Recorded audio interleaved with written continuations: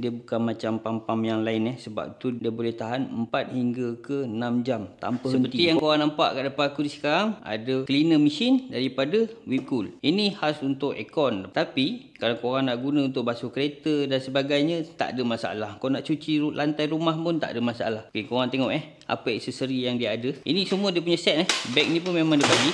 Yang ada dalam ni semua dia punya set. Kecuali yang ini tak ada lah. Yang ni tak ada. Yang ini memang dia bagi dengan gun ni.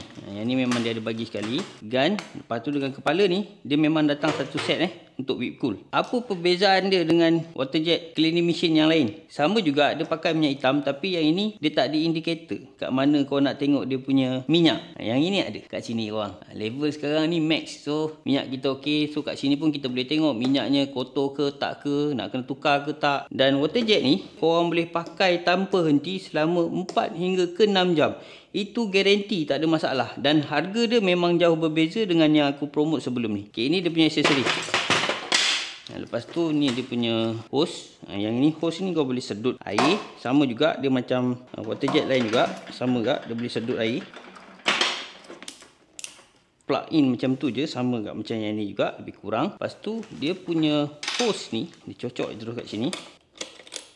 Okay, macam tu. Yang ini cocok je macam tu. Okay, kalau kau nak buka yang depan ni macam ni, boleh tukar panjang. Lepas tu aku nak tunjuk apa kat sini. Ni korang tengok. Ini yang menarik. Kita on dulu. Dia boleh sedut air. Nampak? Okay, nampak air keluar. Dia boleh sedut. Dan kau boleh pakai pipe macam biasa. Tak ada masalah. Okay, ni air dia tak berapa kuat. Okay, kita slowkan lagi. Dia boleh pergi paling rendah. Tu kau tengok, nak sampai santak tu kau boleh kontrol dia punya air. Tak ada masalah. Bila kau guna pressure yang paling rendah, kau dah lepas nozzle ni, dia lambat sikit nak berhenti. Sebab apa? Dia nak penuhkan dia punya pressure dulu. Dia nak kena ada pressure baru dia akan stop. Korang jangan ingat dia rosak pula. Dia tak rosak Nampak tu? Kecil je air dia. Nampak?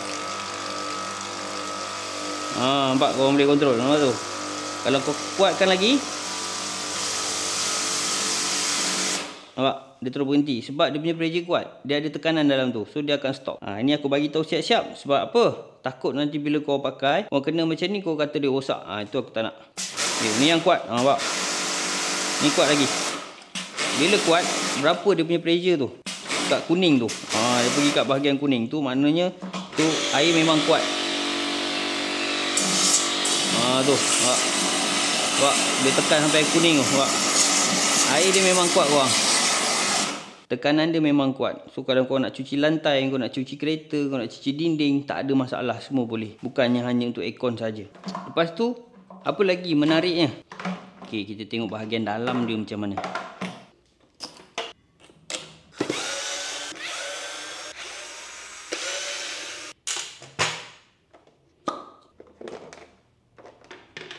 Ini bahagian dalam dia. Korang tengok, dia pakai crankshaft. Lepas tu dia punya valve dia pakai seramik. Dia bukan macam pam-pam yang lain sebab tu dia boleh tahan 4 hingga ke 6 jam tanpa henti. Kau guna ni tanpa henti, itu garanti, kita boleh bagi jaminan. Tu menarik dia. Ni nak maintenance dia mudah tau. Kita tengok pula dia punya minyak hitam. Tempat kita nak isi minyak hitam. Kat sini korang. Tu dia. Ini tempat nak isi minyak. Ini tempat korang nak buang minyak.